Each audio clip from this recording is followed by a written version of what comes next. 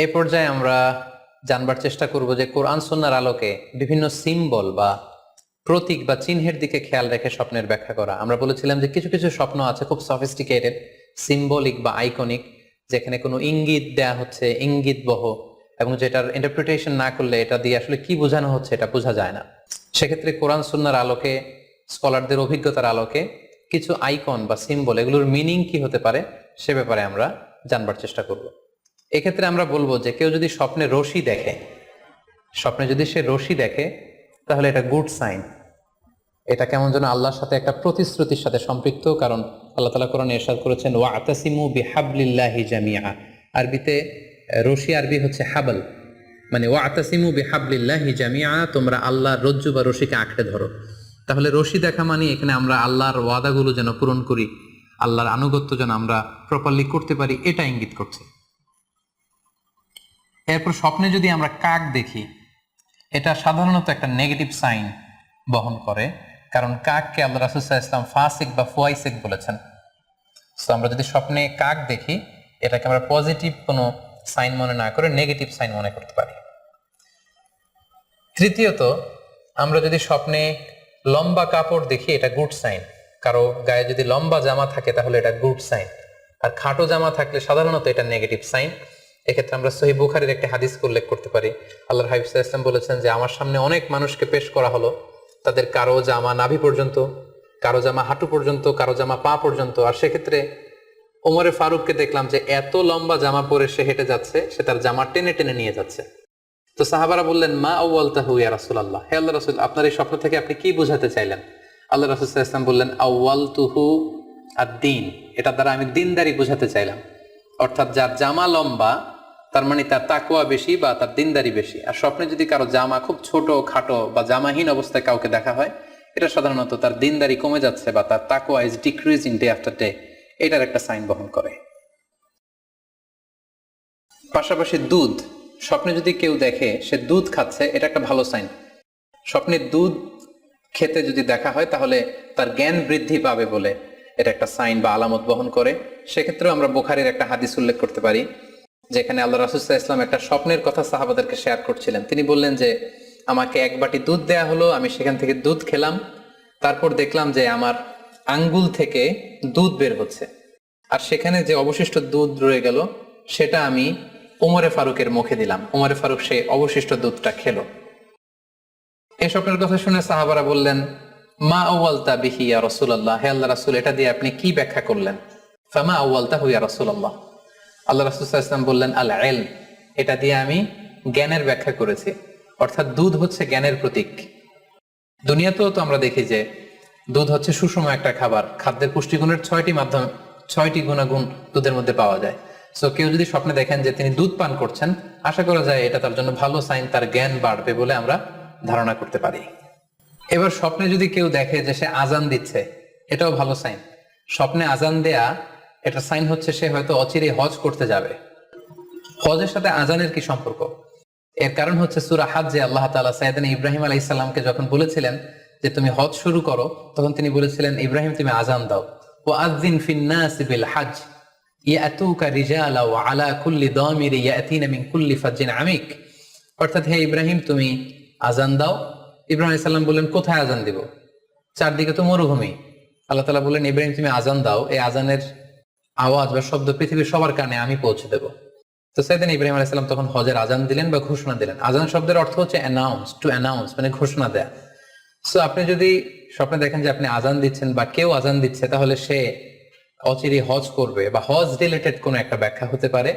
এভাবে আজানকে হজের সাথে সম্পৃক্ত করা হয়েছে এবং এটা ভালো একটি স্বপ্ন। এবার স্বপ্নে যদি কেউ গর্ত দেখে যে সে গর্ত খুঁড়ছে বা তার জন্য কেউ গর্ত করছে, এটা ষড়যন্ত্রের সাথে সম্পৃক্ত। কেননা আরবি প্রবাদে আছে যে মান হাফারা হুফরাতান ওয়াকা ফিহা, কেউ যদি কারোর জন্য গর্ত করে তাহলে সেই গর্তে সে নিজে আগে পড়বে। তাহলে গর্ত করা মানে অনেকটা কারো বিরুদ্ধে শত্রুতা করা বা ষড়যন্ত্র করার একটা চিহ্ন বহন করে। এবার স্বপ্নে যদি কেউ নৌকা দেখে বা শিপ দেখে, জাহাজ দেখে, যে সে জাহাজে আরোহণ করছে বা নৌকায় আরোহণ করছে, এটা তার জন্য একটা ভালো সাইন। সে কোনো বিপদ থেকে মুক্তি পাবে বলে ধারণা করা যেতে পারে। কারণ সূরা আনকাবুতের 15 নম্বর আয়াতে আল্লাহ বলছেন ফাআনজাইনাহু ওয়া আসহাবাস সাফিনাতি ওয়াজআলনাহা আয়াতাল লিল আলামিন, অর্থাৎ আমি নূহ আলাইহিস সালাম এবং তার সাথের ঈমানদার সবাইকে আমি এই নৌকায় উঠিয়েছি এবং মহাপ্লাবন থেকে তাদেরকে আমি বাঁচিয়েছি।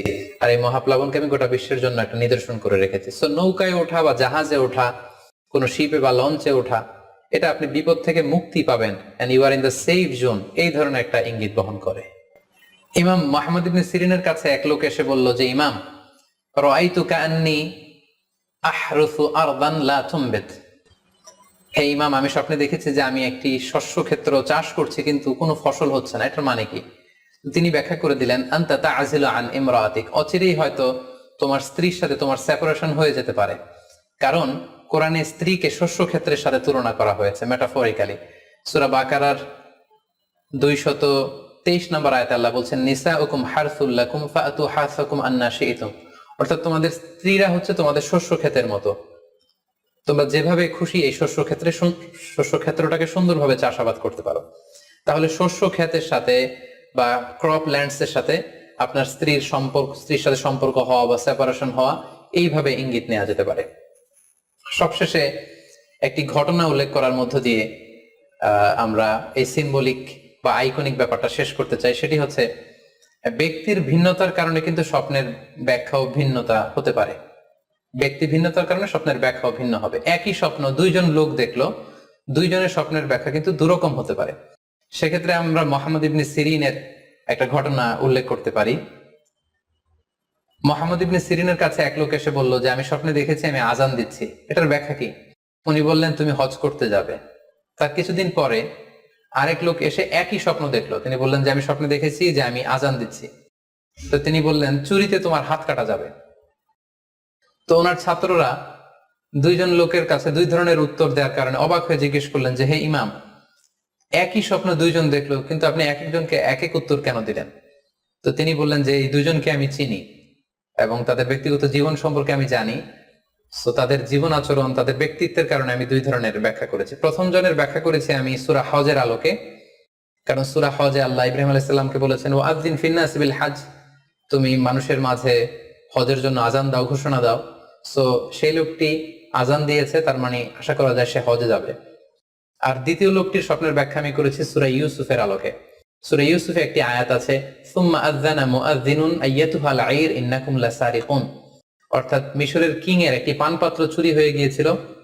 ইউসুফ আলাইহিস সালাম ইচ্ছা করে সেটা তার ভাই ইয়ামিনের খাদ্যের প্যাকেটের ভেতরে ঢুকিয়ে দিয়েছিলেন।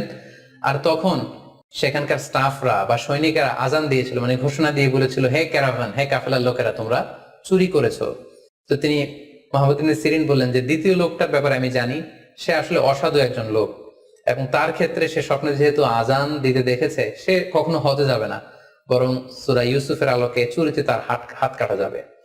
তো এভাবে আমরা কোরআন সুন্নাহর আলোকে বা স্কলারদের যে অভিব্যক্তি, সেগুলোর আলোকে স্বপ্নের মধ্যে থেকে যেগুলো সিম্বলিক, আইকনিক, যেগুলো ইঙ্গিত বহ, এগুলোর ব্যাখ্যা আমরা এভাবে করতে পারি। সম্মানিত শুধু এই ছিল স্বপ্ন নিয়ে আমাদের আজকের আলোচনা। আমরা এই আলোচনা থেকে বুঝতে পারলাম যে স্বপ্ন তিন ধরনের হতে পারে। কোনোটা আল্লাহ দেখান দিক নির্দেশনার জন্য বা সুসংবাদ স্বরূপ, কোনোটা শয়তানের পক্ষ থেকে ভয় দেখানোর জন্য, আর কোনোটা হচ্ছে আমাদের চিন্তা ভাবনার প্রতিচ্ছবি। আর স্বপ্ন যতটা সম্ভব অন্যের কাছে না শেয়ার করতে পারলেই ভালো। বিশেষ করে যদি আপনি ভয়ঙ্কর দুঃস্বপ্ন দেখে থাকেন, সেক্ষেত্রে এমন লোকের কাছে আপনি শেয়ার করুন যে আপনাকে পছন্দ করে, যার কোরআন সুন্নাহর জ্ঞান আছে, যার মধ্যে এলেম আছে, আমল আছে। আর আপনাদের কারো কাছে যদি আপনাদের ফ্রেন্ডস এন্ড ফ্যামিলির কেউ বা আশেপাশের কেউ এসে যদি হুট করে তার স্বপ্নের কথা বলে দেয়, আপনি হুট করে তার ইন্টারপ্রিটেশন বা ব্যাখ্যা করতে যাবেন না।